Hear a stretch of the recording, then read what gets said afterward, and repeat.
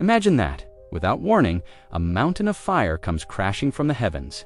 In a single breath, an entire world changes. Now buckle up, because what you're about to hear might just rewrite everything you thought you knew.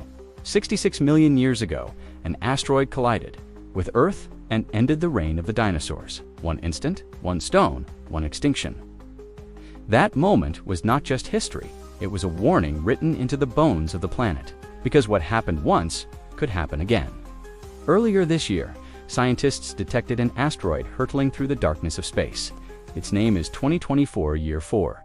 According to projections, it has a non-zero chance of colliding with Earth in the year 2032. In the film Don't Look Up, scientists race to warn the world of a comet on a collision course with Earth, only to be met with ridicule, media spin, and inaction. It's fiction, yes, but disturbingly close to how we often greet real danger. Not with urgency, but with distraction. What if our greatest risk is not the asteroid itself, but our refusal to believe it matters? Something has shifted. In recent months, emerging revelations about advanced technology have turned distant speculation into urgent reality. What once seemed like a question for the future now demands answers today. We are no longer powerless. In the near future, we may face threats from the stars, not with fear, but with precision. Imagine a massive satellite in low Earth orbit, equipped with a laser so powerful it could gently shift an asteroid off course. Not destroy it, just guide it away by a breath of space. This is not fiction, it's the outline of what comes next. But to move a rock the size of the one that ended the dinosaurs, we'd need a laser array larger than anything we've ever built and power beyond our most destructive weapons. In quiet corners of classified research labs, theories whisper of even greater technologies. Laser systems capable of disintegrating matter at the molecular level, defense systems that double as planetary weapons. Conspiracies have long claimed that hidden space programs are already building these weapons, not for saving the world, but for controlling it.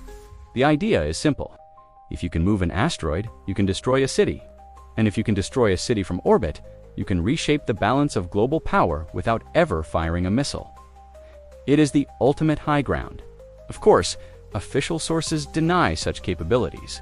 But one cannot help but wonder if the power to defend Earth also carries the power to end it. Who decides how it is used? And what if the next asteroid does not come from nature, but from human hands? This is not just about space rocks. It is about how we respond when faced with forces greater than ourselves. Do we reach for the stars with caution, or with conquest in mind? In the end, perhaps the true danger is not what falls from the sky, but what rises from our ambition. Lasers are no longer the stuff of science fiction. They are here now, and they are changing the world in ways we are only beginning to understand. In places scorched by drought, like parts of California or Chile, these pulses of light could trigger reactions in the atmosphere, turning humid air into rainfall. In regions plagued by wildfires, lasers could be used to cut fire breaks from above, or to initiate controlled burns, stopping destruction before it spreads. Now, imagine satellites capturing sunlight in space, converting it into focused laser energy, and beaming it down to Earth clean, limitless, renewable power delivered directly from orbit. But for every light that heals, there is a shadow that follows. What happens when a tool meant to save becomes a weapon designed to destroy? The movie Geostorm imagined a world where satellites controlled global weather until they were turned into weapons of mass destruction. It reminds us that even technologies built to save can be corrupted. When machines orbit above us with the power to burn or flood a city, the real question is no longer how they work, but who holds the code. A network of powerful orbital lasers meant for asteroid defense or solar transmission could be hijacked, reprogrammed, or misfired. A beam strong enough to shift a rock in space could erase a city in seconds. One glitch, one miscalculation, one act of war, and the Earth changes forever. Some whisper of secret programs already building this capability. Military satellites hidden in plain sight, corporate alliances vying for control of orbital infrastructure. Even the Israeli army is developing a laser-based system to replace its Iron Dome, known as the Iron Beam. The technology is real. The power is immense. And history has shown us that what can be weaponized often is, what if the next great mind wasn't human? What if the most powerful force in the world wasn't a weapon, but an algorithm? Artificial intelligence has already begun reshaping our world. It's already writing the news you read, the music you hear, and even deciding who gets approved for a loan. But is it truly thinking? But there is another side to this machine-driven revolution. Each day, AI becomes more capable, more autonomous. Some models can mimic a person's voice. Others can create entirely fake people, faces, voices, behaviors, down to the smallest detail. Deepfakes, so convincing they blur the line between truth and illusion. In Revelation 13, an image of the beast is given breath, and it speaks, deceiving the nations with signs and wonders. Today, AI gives voice to illusions that never lived, and breath to images that never were. As machines learn to imitate humanity, the line between prophecy and progress begins to blur. What once sounded like myth now feels like a warning. What happens when reality is no longer something we can trust? Imagine a world where an AI-generated video incites war, where a false broadcast triggers global panic, where the truth is buried beneath layers of artificial certainty. That is the dark path we could walk. But it is not the only one, because AI also holds the key to miracles. Take medicine. Today, developing a single drug can take over a decade with a 90% failure rate. But with artificial intelligence, we can simulate those years in days, predicting outcomes, side effects, and success rates using nothing more than data. One company at the frontier of this revolution is Immunoprecise Antibodies, or IPA. Through their platform Lens AI, they have mapped over 26 billion biological relationships. This system learns not just how to build a drug, but how to design it with purpose, precision, and speed. They are already testing therapies that could replace painful daily injections for diabetes, with non-invasive treatments like skin patches. That means better outcomes, easier lives, and faster recovery for millions. In a world where pharmaceutical giants still rely on trial and error, IPA is building the future of healing. Their AI doesn't just guess, it reasons, it learns, it sees what no human can. But even this hope comes with shadows. If AI becomes essential to medicine, who controls it? Who decides which diseases are solved and which are postponed? What happens when data becomes more powerful than doctors? And what if, someday, AI stops waiting for our commands and begins to make decisions on its own? Some researchers fear that a fully autonomous AI, one capable of self-improvement, could outpace humanity's ability to control it. A mind that evolves at exponential speed, reaching conclusions and motives beyond our comprehension. This is not the plot of a dystopian novel. It is a scenario discussed in boardrooms and labs around the world, quietly, urgently. There is no doubt AI is a force unlike anything we've ever created. It can save lives, it can transform societies, but it can also rewrite the rules of power, control, and identity itself. We are building a mirror that learns from us, copies us, and maybe, one day, surpasses us. And when that moment comes, will it look back at us with curiosity or with cold calculation? Because once the spark of intelligence leaves the human mind and enters something that does not age, forget, or sleep, we may not be the apex species anymore. We may become its legacy, or its memory. Now, let's turn our attention to a technology so small you'll never see it. They are invisible to the eye, smaller than cells, smaller than viruses, and yet they may be the most powerful machines humanity will ever build. This is not science fiction. It is the quiet revolution of nanotechnology.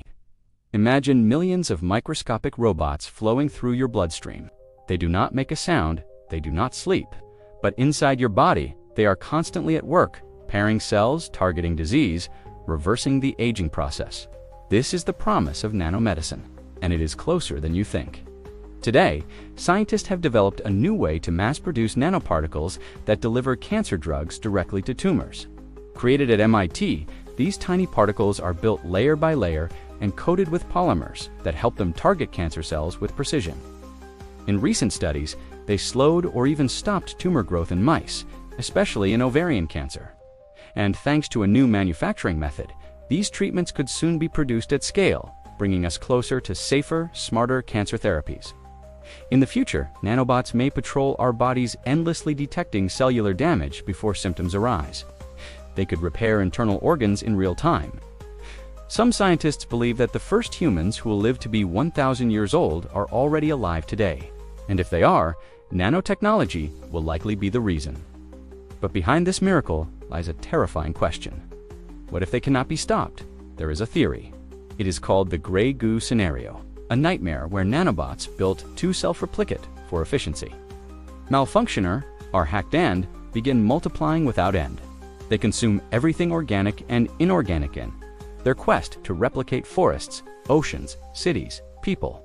Earth, once blue and alive, becomes a silent sphere of lifeless gray. The theory may sound extreme, but the math is simple. Exponential growth, no limits, no failsafe, just replication. And once it begins, there may be no way to reverse it. The same nanobots that heal cells can be reprogrammed to destroy them. Nations could develop invisible weapon swarms of nano-assassins that enter through the air, through water, through food. By the time symptoms appear, it is already too late. Worse still, detection may be impossible. No sirens, no explosions, just silence, followed by collapse. If used in conflict, nanoweapons would change warfare forever. They would render borders meaningless, defense systems obsolete, and once unleashed, they may not obey the hand that released them. And as always, the danger is not just in the technology itself, but in who controls it, or fails to. So the question remains, in our quest to master the microscopic, are we waking a force that cannot be contained? A force so small, yet so powerful, it could end the world without a single sound. Close your eyes. Now imagine moving an object not with your hands, but with your thoughts alone. A light flickers on. A wheelchair moves forward. A sentence appears on a screen, perfectly matching the words you never spoke. This is not a dream. It is the dawn of brain-computer interfaces. At the heart of this technology lies a simple but profound idea. Your brain speaks in electrical signals.